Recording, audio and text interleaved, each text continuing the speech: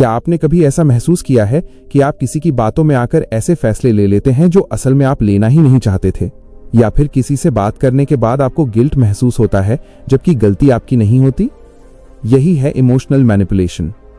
Manipulation कोई जादू नहीं है। ये एक साइकोलॉजिकल टेक्निक है जिसमें कोई व्यक्ति आपकी इमोशंस, गिल्ट, फियर या सिंपैथी का इस्तेमाल करके आपको कंट्रोल करता है। मैनिपुलेटर सीधे आदेश नहीं देता, वो आपकी फीलिंग्स के साथ खेलता है। मान लीजिए ऑफिस में आपका एक कॉलीग है। वो बार बार आपसे अपना काम करवाता है और हर बार यही कहता है, यार तुम तो इतने हेल्पफुल हो, तुम ना होते तो मेरा काम ही नहीं चलता। पहली नजर में ये कॉम्प्लीमेंट लगता है, लेकिन धीरे धीरे आप रियलाइज करते हैं कि आप उसका काम भी कर रहे हैं और वो खुद आराम कर रहा है। यही मैनिपुलेशन का सटल फॉर्म है। इस पूरी ऑडियो बुक में हम उन 7 साइकोलॉजिकल साइंस को समझेंगे जो बताते हैं कि कोई व्यक्ति आपको मैनिपुलेट कर रहा है, और उससे भी जरूरी हम सीखेंगे कि इससे बचना कैसे है। Sign number 1, excessive guilt creation. Guilt का जाल। मैनिपुलेटर का सबसे पावरफुल वेपन होता है गिल्ट। वो आपको ऐसा महसूस करवाता है कि अगर आपने उसकी बात नहीं मानी तो आप गलत इंसान हैं। उदाहरण के लिए, मान लीजिए आपका दोस्त आपसे पैसे उधार मांगता है और आप मना कर देते हैं। तुरंत जवाब आता है, ठीक है, जब तुम्हें जरूरत होगी तब मुझे याद मत करना। ये सेंटेंस सीधा अटैक नहीं है, लेकिन ये आपके मन में गिल्ट क्रिएट करता है। साइकोलॉजी में इसे गिल्ट ट्रिपिंग कहते हैं। मैनिपुलेटर जानता है कि इंसान नेचुरली अच्छा बनना चाहता है, इसलिए वो आपको गिल्ट फील करवाकर आपकी डिसीजन मेकिंग को कंट्रोल करता है। अगर आपको बार बार ऐसा महसूस कराया जाता है कि तुम सेल्फिश हो, तुम अच्छे दोस्त नहीं हो, तो सावधान हो जाइए, ये इमोशनल मैनिपुलेशन हो सकता है। और यहीं पर ज्यादातर लोग गलती कर देते हैं, क्योंकि जब हमें गिल्ट महसूस होता है तो हमारा दिमाग तुरंत उस अनकंफर्टेबल फीलिंग से बचने की कोशिश करता है, और उससे बचने का सबसे आसान तरीका होता है उस व्यक्ति की बात मान लेना। यही कारण है कि मैनिपुलेटर्स बार बार गिल्ट का इस्तेमाल करते हैं। वे जानते हैं कि अगर सामने वाले को अच्छा इंसान साबित होने की जरूरत महसूस करा दी जाए तो वो अपने ही बाउंड्रीज तोड़ देगा। मान लीजिए परिवार में कोई रिश्तेदार है जो हर बार आपसे कोई काम करवाना चाहता है, और जब आप मना करते हैं तो वो कहता है, आजकल तुम्हें अपने लोगों की परवाह ही नहीं रही। अब सोचिए, इस सेंटेंस में सीधा आरोप भी नहीं है, लेकिन इतना इमोशनल प्रेशर है कि आप तुरंत सोचने लगते हैं, क्या सच में मैं गलत हूं? यही मैनिपुलेशन है। असल में हेल्थी रिलेशनशिप में रिस्पेक्ट होता है, गिल्ट नहीं। अगर कोई व्यक्ति आपकी बाउंड्रीज को समझता है तो वो आपके ना को भी उतनी ही इज्जत देगा जितनी हाँ को देता है। लेकिन मैनिपुलेटर ना सुन ही नहीं सकता, इसलिए वो आपको इमोशनली पनिश करता है गिल्ट के जरिए। साइकोलॉजी हमें बताती है कि इंसान के अंदर एक डीप नीड होती है एक्सेप्टेंस की। हम चाहते हैं कि लोग हमें अच्छा समझें, हमें पसंद करें। मैनिपुलेटर इसी नीड का फायदा उठाता है।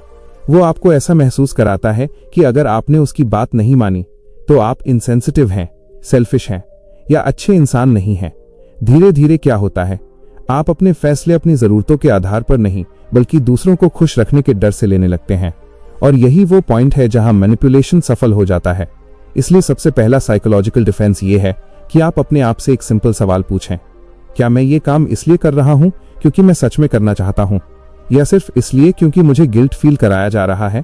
अगर जवाब दूसरा है तो रुकिए और सिचुएशन को कामली ऑब्जर्व कीजिए, क्योंकि सच ये है कि हर बार ना कहना गलत नहीं होता। कभी कभी ना कहना ही आपकी सेल्फ रिस्पेक्ट की सबसे बड़ी रक्षा होती है।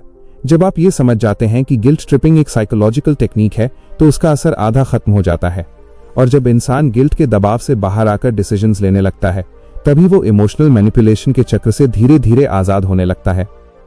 Sign number 2, gaslighting. आपकी रियलिटी पर शक करवाना। गैसलाइटिंग मैनिपुलेशन का एक डेंजरस फॉर्म है। इसमें मैनिपुलेटर आपको आपकी ही मेमोरी और परसेप्शन पर डाउट करवाता है। मान लीजिए किसी ने आपसे गलत व्यवहार किया। जब आप इस बारे में बात करते हैं तो वो कहता है, तुम एग्जैजरेट कर रहे हो, ऐसा कुछ हुआ ही नहीं था, तुम बहुत सेंसिटिव हो। धीरे धीरे आपको लगता है कि शायद गलती आपकी ही है। गैसलाइटिंग का पर्पस है आपकी कॉन्फिडेंस और सेल्फ ट्रस्ट को तोड़ना। जब इंसान को अपनी ही जजमेंट पर भरोसा नहीं रहता तब मैनिपुलेटर के लिए उसे कंट्रोल करना बहुत आसान हो जाता है। और यही वजह है कि गैसलाइटिंग को साइकोलॉजिकल मैनिपुलेशन के सबसे खतरनाक तरीकों में से एक माना जाता है, क्योंकि यहां हमला आपके एक्शंस पर नहीं होता, हमला आपकी रियलिटी पर होता है। धीरे धीरे मैनिपुलेटर आपकी हर ऑब्जर्वेशन को गलत साबित करने की कोशिश करता है। अगर आप कहते हैं कि उसने कोई बात कही थी तो जवाब आता है, मैंने ऐसा कब कहा? अगर आप कहते हैं कि उसका बिहेवियर आपको हर्ट कर गया तो जवाब आता है, तुम हर चीज को गलत तरीके से लेते हो। शुरुआत में आपको लगता है कि शायद ये सिर्फ मिसअंडरस्टैंडिंग है, लेकिन जब ये बार बार होने लगता है तब आपके दिमाग में कंफ्यूजन पैदा होने लगता है। आप सोचने लगते हैं, शायद सच में मेरी मेमोरी गलत है, शायद मैं ही ज्यादा सोच रहा हूं, और यहीं पर मैनिपुलेशन काम करना शुरू कर देता है। साइकोलॉजी के अनुसार इंसान का सबसे बड़ा साइकोलॉजिकल एंकर होता है सेल्फ ट्रस्ट, यानी खुद की समझ और जजमेंट पर भरोसा।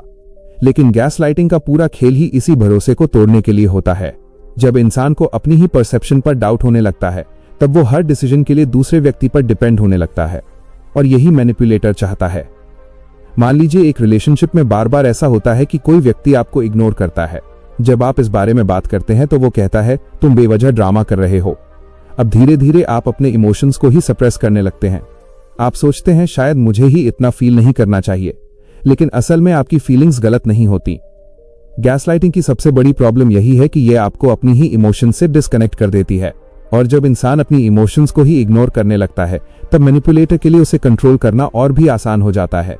इसलिए अगर आपको बार बार ऐसा महसूस हो रहा है कि कोई व्यक्ति आपकी रियलिटी को ही डिनाई कर रहा है तो एक कदम पीछे हटकर सिचुएशन को ऑब्जर्व कीजिए, क्योंकि हेल्थी कम्युनिकेशन में डिसएग्रीमेंट हो सकता है लेकिन आपकी रियलिटी को पूरी तरह इनवैलिडेट नहीं किया जाता। अगर कोई व्यक्ति लगातार आपको ये महसूस कराता है कि आपकी फीलिंग्स गलत है, आपकी मेमोरी गलत है और आपकी अंडरस्टैंडिंग गलत है, तो ये सिर्फ आर्ग्यूमेंट नहीं है, यह इमोशनल मैनिपुलेशन का एक संकेत हो सकता है। और सबसे महत्वपूर्ण बात, अपनी इनर वॉइस को कभी पूरी तरह इग्नोर मत कीजिए, क्योंकि कई बार हमारी इंट्यूशन हमें वही सच बताती है जिसे मैनिपुलेटर छिपाने की कोशिश कर रहा होता है। Sign number 3, love bombing. अचानक बहुत ज्यादा प्यार और अटेंशन। कभी कभी मैनिपुलेशन बहुत पॉजिटिव दिखने वाले बिहेवियर से शुरू होता है। इसे साइकोलॉजी में लव बॉम्बिंग कहा जाता है। मैनिपुलेटर शुरुआत में आपको बहुत ज्यादा अटेंशन देता है। कॉम्प्लीमेंट्स, गिफ्ट्स, मैसेजेस, सब कुछ बहुत इंटेंस होता है। उदाहरण के लिए, कोई व्यक्ति आपको कुछ ही दिनों में कहने लगे, तुम मेरे जीवन की सबसे खास इंसान हो, मैं तुम्हारे बिना रह ही नहीं सकता। ये सुनने में रोमांटिक लगता है, लेकिन असल में ये एक साइकोलॉजिकल स्ट्रैटेजी हो सकती है।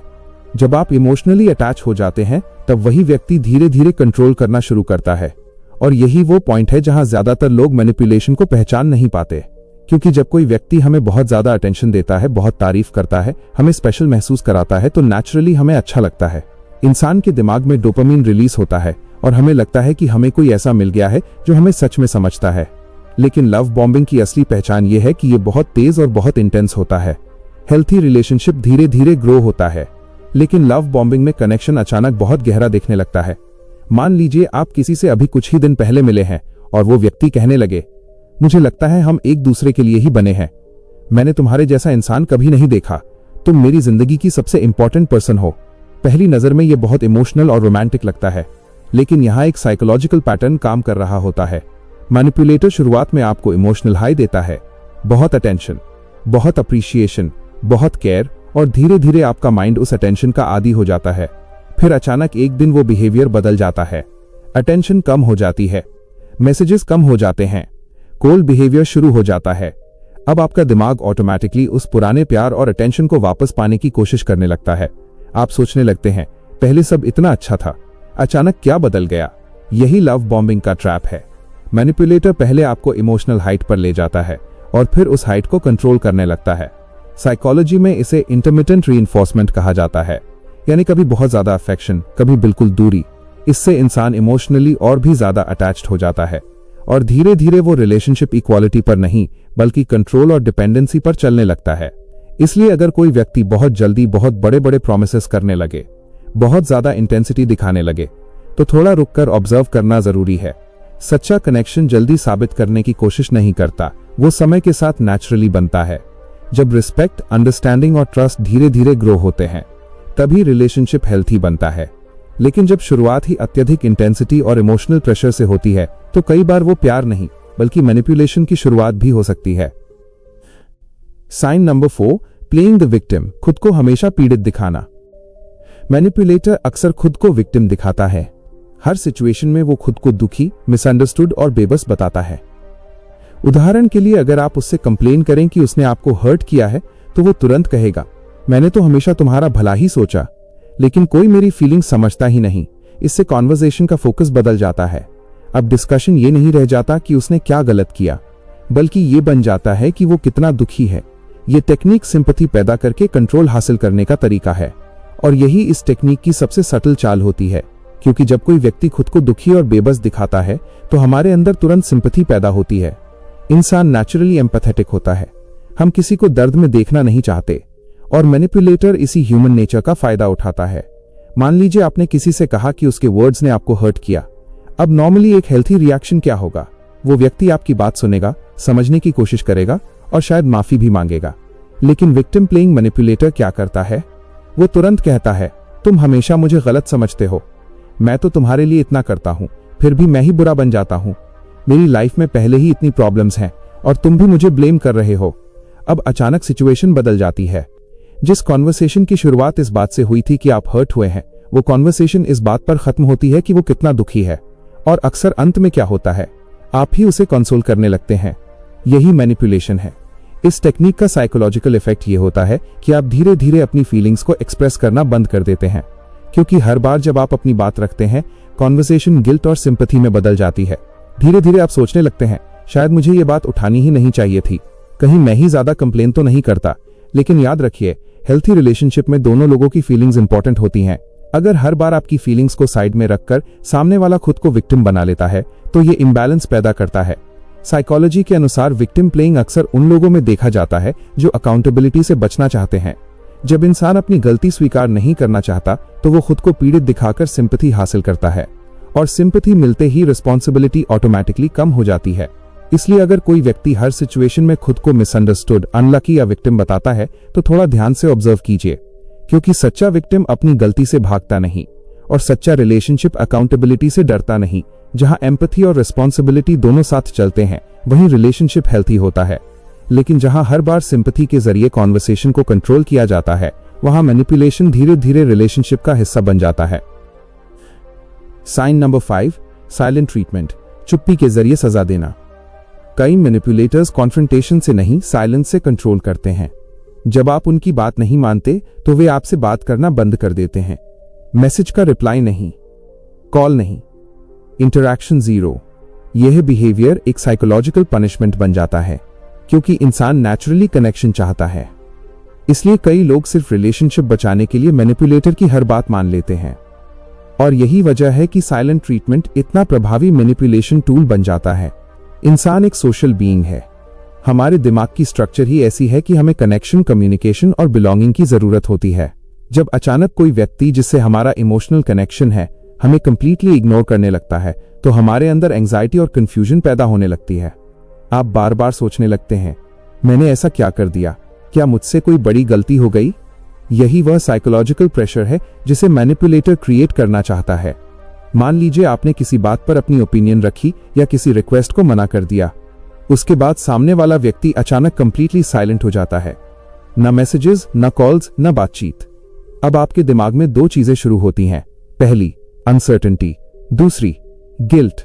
और धीरे धीरे आप रिलेशनशिप को नॉर्मल करने के लिए खुद ही आगे बढ़ने लगते हैं। कई बार आप माफी भी मांग लेते हैं, जबकि गलती आपकी नहीं होती। यही साइलेंट ट्रीटमेंट का मैनिपुलेशन पैटर्न है। साइकोलॉजी के अनुसार जब इंसान को सोशल रिजेक्शन महसूस होता है, तो दिमाग उसे लगभग फिजिकल पेन की तरह प्रोसेस करता है। इसलिए साइलेंस इतना अनकंफर्टेबल लगता है। मैनिपुलेटर इसी डिस्कम्फर्ट का फायदा उठाता है।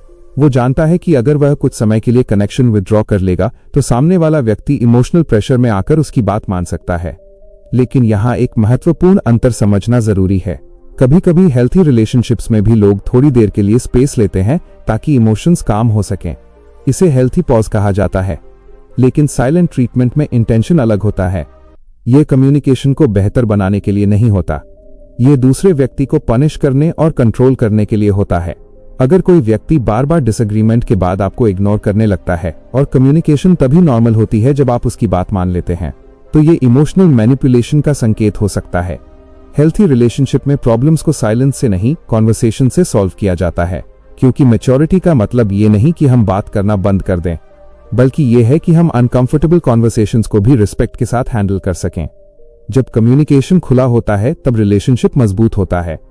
लेकिन जब साइलेंस को वेपन बना दिया जाता है, तब कनेक्शन धीरे धीरे कंट्रोल में बदलने लगता है। साइन नंबर 6, ब्लेम शिफ्टिंग, हर गलती आपकी बना देना। मैनिपुलेटर कभी अपनी गलती स्वीकार नहीं करता। वो हर सिचुएशन में ब्लेम को शिफ्ट कर देता है। उदाहरण के लिए, अगर उसने कुछ गलत किया तो वो कहेगा, अगर तुमने ऐसा नहीं किया होता तो मुझे ऐसा करना ही नहीं पड़ता। इस तरह वो अपनी रिस्पॉन्सिबिलिटी से बच जाता है और आपको गिल्टी महसूस कराता है। साइकोलॉजी के अनुसार ये बिहेवियर अक्सर उन लोगों में देखा जाता है जो अकाउंटेबिलिटी से बचना चाहते हैं, और धीरे धीरे ये पैटर्न इतना सटल हो जाता है कि आपको पता भी नहीं चलता कि हर सिचुएशन में ब्लेम आपके ऊपर डाल दिया गया है। शुरुआत में आपको लगता है कि शायद ये सिर्फ मिसअंडरस्टैंडिंग है, लेकिन अगर आप ध्यान से ऑब्जर्व करें तो आपको एक पैटर्न दिखाई देगा। हर कॉन्फ्लिक्ट में कंक्लूजन एक ही निकलता है, गलती आपकी है। मान लीजिए कोई व्यक्ति आपसे रूड तरीके से बात करता है। जब आप इस बारे में सवाल करते हैं तो वो तुरंत कहता है, अगर तुमने मुझे पहले इरिटेट नहीं किया होता तो मैं ऐसा रिएक्ट नहीं करता। अब ध्यान दीजिए, यहां फोकस उसके बिहेवियर पर नहीं रहा, फोकस शिफ्ट होकर आपके बिहेवियर पर आ गया, और यही ब्लेम शिफ्टिंग का कोर मैकेनिज्म है। मैनिपुलेटर कभी सीधे ये नहीं कहेगा कि मैं गलत था, वो सिचुएशन को इस तरह फ्रेम करेगा कि उसकी रिएक्शन जस्टिफाइड लगे। धीरे धीरे इसका साइकोलॉजिकल इफेक्ट ये होता है कि आप हर सिचुएशन में खुद को एनालाइज करने लगते हैं। आप सोचते हैं, शायद मुझे ऐसा नहीं कहना चाहिए था, शायद मेरी टोन गलत थी, शायद मेरी वजह से ही सिचुएशन खराब हुई। और यही वो मोमेंट है जहां मैनिपुलेटर कंट्रोल हासिल कर लेता है, क्योंकि जब इंसान लगातार खुद को ब्लेम करने लगता है तो उसका सेल्फ कॉन्फिडेंस कमजोर होने लगता है, और जब सेल्फ कॉन्फिडेंस कमजोर होता है तो डिसीजन मेकिंग भी कमजोर हो जाती है। साइकोलॉजी में इसे डिफ्लेक्शन टेक्निक भी कहा जाता है, यानी अपनी गलती से ध्यान हटाकर उसे किसी और पर डाल देना। हेल्थी रिलेशनशिप में एक सिंपल प्रिंसिपल होता है, अगर गलती हुई है तो दोनों लोग उसे ऑनेस्टली डिस्कस करते हैं। लेकिन मैनिपुलेटिव डायनामिक में ये बैलेंस नहीं होता, वहां एक व्यक्ति हमेशा सही होता है और दूसरा हमेशा गलत। इसलिए अगर आपको बार बार ऐसा महसूस हो रहा है कि हर कॉन्फ्लिक्ट में आप ही गिल्टी महसूस करने लगते हैं, तो थोड़ा रुककर सिचुएशन को ऑब्जेक्टिवली देखिए, क्योंकि मैच्योरिटी का मतलब ये नहीं कि हम हर चीज के लिए खुद को ब्लेम करें। मैच्योरिटी का मतलब है जहां हमारी गलती हो उसे स्वीकार करना, और जहां हमारी गलती न हो वहां खुद को अननेसेसरी गिल्ट से बचाना। क्योंकि सच यही है, हर प्रॉब्लम की जिम्मेदारी अकेले एक इंसान की नहीं होती, लेकिन मैनिपुलेटर यही चाहता है कि आपको हमेशा ऐसा लगे कि समस्या की जड़ आप ही हैं। और जब इंसान इस इल्यूजन को पहचान लेता है तब मैनिपुलेशन की सबसे मजबूत दीवार अपने आप टूटने लगती है। साइन नंबर 7, इमोशनल ब्लैकमेल, भावनात्मक धमकी। यह मैनिपुलेशन का सबसे इंटेंस फॉर्म है। इसमें व्यक्ति आपकी इमोशंस का इस्तेमाल करके आपको कंट्रोल करता है। उदाहरण के लिए, अगर तुमने मेरी बात नहीं मानी तो मैं बहुत हर्ट हो जाऊंगा, अगर तुमने मुझे छोड़ा तो मैं खुद को नुकसान पहुंचा सकता हूं। यह स्टेटमेंट सुनने में इमोशनल लगती हैं, लेकिन असल में यह प्रेशर क्रिएट करने का तरीका हो सकता है। इमोशनल ब्लैकमेल का गोल होता है आपको डर, गिल्ट और रिस्पॉन्सिबिलिटी के बीच फंसा देना, और यही इस टेक्निक की सबसे खतरनाक बात है, क्योंकि यहां मैनिपुलेटर आपको सीधे आदेश नहीं देता, वो बस ऐसी बातें कहता है जिनसे आपको लगे कि अगर आपने उसकी बात नहीं मानी तो कुछ बहुत बुरा हो जाएगा। धीरे धीरे आपका दिमाग एक साइकोलॉजिकल ट्रैप में फंस जाता है। आप सोचने लगते हैं, अगर मैंने मना कर दिया तो ये बहुत दुखी हो जाएगा, अगर मैंने दूरी बनाई तो शायद ये कुछ गलत कर बैठे, और इसी डर और गिल्ट के कारण आप वो सब करने लगते हैं जो आप सच में करना नहीं चाहते। साइकोलॉजी में इसे कई बार एफओजी साइकिल कहा जाता है, फियर, ऑब्लिगेशन और गिल्ट। फियर, कहीं सामने वाला नाराज या हर्ट न हो जाए। ऑब्लिगेशन, मुझे इसकी जिम्मेदारी उठानी चाहिए। गिल्ट, अगर मैंने मना किया तो मैं गलत इंसान बन जाऊंगा। और जब ये तीनों इमोशंस एक साथ एक्टिवेट हो जाते हैं तो इंसान के लिए रैशनल डिसीजन लेना मुश्किल हो जाता है। मान लीजिए एक रिलेशनशिप में कोई व्यक्ति बार बार कहता है, अगर तुमने मेरी बात नहीं मानी तो इसका मतलब है कि तुम्हें मेरी परवाह ही नहीं है। अब ये स्टेटमेंट सुनने में सिंपल लगता है, लेकिन इसमें हिडन प्रेशर है। यह आपके कैरेक्टर पर सवाल खड़ा कर देता है। अब बात यह नहीं रहती कि रिक्वेस्ट सही है या गलत, बात यह बन जाती है कि आप कितने केयरिंग इंसान हैं। और अक्सर लोग अपने कैरेक्टर को प्रूव करने के लिए अपनी बाउंड्रीज कॉम्प्रोमाइज कर देते हैं।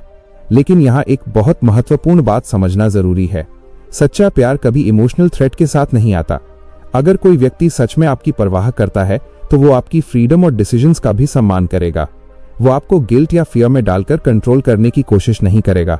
इसलिए जब भी आपको लगे कि कोई व्यक्ति आपकी सिंपैथी, गिल्ट या डर का इस्तेमाल करके आपको किसी डिसीजन के लिए मजबूर कर रहा है, तो एक कदम पीछे हटकर सिचुएशन को देखना जरूरी है।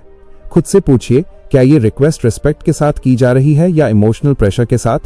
क्योंकि हेल्थी रिलेशनशिप में पर्सुएजन हो सकता है, लेकिन इमोशनल ब्लैकमेल नहीं होता। और जब आप इस फर्क को समझ लेते हैं तो धीरे धीरे आपके अंदर एक नई क्लैरिटी आने लगती है।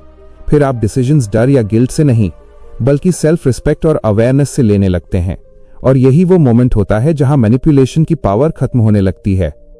इन साइंस को समझने का उद्देश्य लोगों से डरना नहीं है, बल्कि सेल्फ अवेयरनेस बढ़ाना है। जब आप मैनिपुलेशन को पहचान लेते हैं, तब आपके पास 3 पावरफुल टूल्स होते हैं: क्लैरिटी, बाउंड्रीज और सेल्फ रिस्पेक्ट। अगर कोई व्यक्ति बार बार गिल्ट, फियर या प्रेशर के जरिए आपको कंट्रोल करने की कोशिश करता है, तो सबसे पहले अपनी फीलिंग्स को वैलिडेट करें। आपकी इमोशंस गलत नहीं है। हेल्थी रिलेशनशिप्स में रिस्पेक्ट, ऑनेस्टी और फ्रीडम होती है, कंट्रोल और मैनिपुलेशन नहीं। और जब आप इमोशनली अवेयर हो जाते हैं, तो कोई भी मैनिपुलेटर आपकी माइंड को कंट्रोल नहीं कर सकता, क्योंकि सबसे बड़ी पावर है अपने थॉट्स और इमोशंस को समझना। और जब इंसान खुद को समझ लेता है, तब दुनिया का कोई भी मैनिपुलेटर उसे आसानी से कंट्रोल नहीं कर सकता।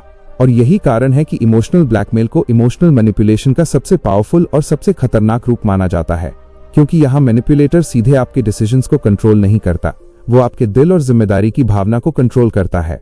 मान लीजिए कोई व्यक्ति आपसे कहता है, अगर तुमने मेरी बात नहीं मानी तो मैं बहुत दुखी हो जाऊंगा। पहली नजर में ये एक इमोशनल स्टेटमेंट लगता है, लेकिन अगर ये बार बार डिसीजन लेने के समय बोला जाए तो ये एक साइकोलॉजिकल प्रेशर बन जाता है। अब आप कोई फैसला अपनी जरूरत या समझ के आधार पर नहीं लेते, बल्कि इस डर से लेते हैं कि कहीं सामने वाला दुखी न हो जाए। कई बार इमोशनल ब्लैकमेल इससे भी ज्यादा इंटेंस हो सकता है।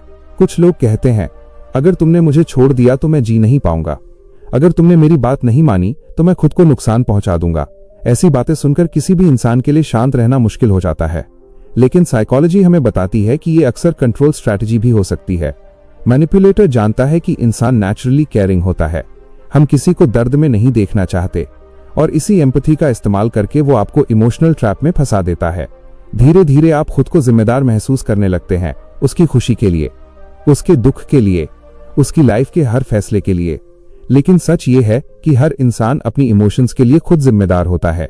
आप किसी को रिस्पेक्ट दे सकते हैं, सपोर्ट कर सकते हैं, लेकिन आप किसी की पूरी इमोशनल रिस्पॉन्सिबिलिटी नहीं उठा सकते। इसलिए अगर कोई व्यक्ति बार बार आपकी डिसीजंस को गिल्ट, फियर या इमोशनल थ्रेट से कंट्रोल करने की कोशिश करता है, तो ये एक सीरियस रेड फ्लैग हो सकता है।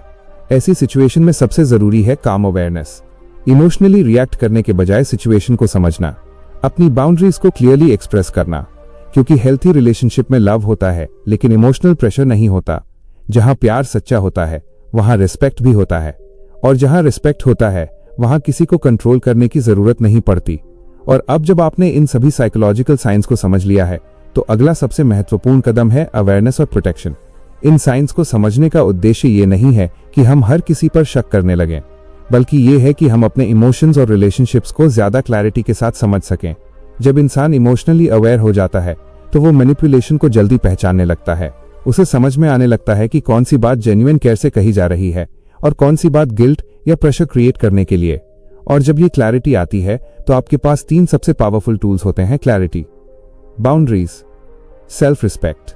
क्लैरिटी आपको ये समझने में मदद करती है कि सिचुएशन में वास्तव में क्या हो रहा है। बाउंड्रीज आपको ये तय करने की ताकत देती हैं कि आप किस बिहेवियर को एक्सेप्ट करेंगे और किसे नहीं। और सेल्फ रिस्पेक्ट आपको ये याद दिलाता है कि आपकी इमोशंस भी उतनी ही इंपॉर्टेंट है जितनी किसी और की। अगर कोई व्यक्ति बार बार गिल्ट, फियर, साइलेंस या इमोशनल प्रेशर के जरिए आपको कंट्रोल करने की कोशिश करता है, तो सबसे पहले खुद से ये कहिए, मेरी फीलिंग्स भी वैलिड हैं। हेल्थी रिलेशनशिप में कम्युनिकेशन खुला होता है, रिस्पेक्ट म्यूचुअल होता है, और डिसीजंस फ्रीडम के साथ लिए जाते हैं।